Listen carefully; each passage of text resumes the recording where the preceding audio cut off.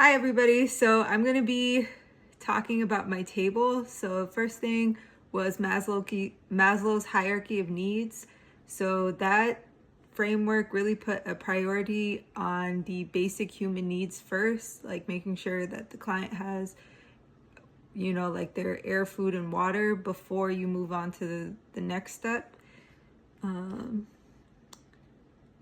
So like if you're caring for a patient with anorexia, you want to make sure that they first have you want to make sure that you're first treating their intake of food and like their nutritional needs before you focus on their mental health needs, like their self-esteem and whatnot.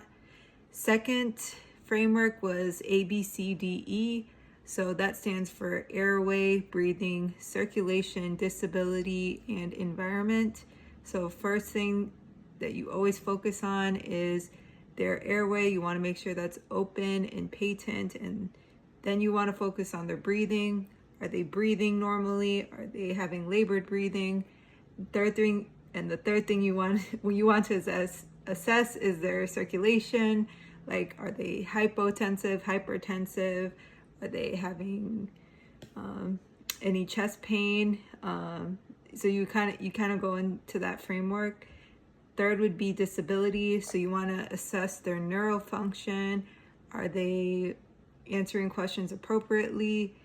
Do they have any lethargy or loss of consciousness? And then the last one be environment. So you want to make sure that they're in a safe environment, and then you want to focus on things like their skin and any wounds that they have. The second one was the nursing process. So that has to do with the assessment, diagnosis, planning, implementation, and evaluation.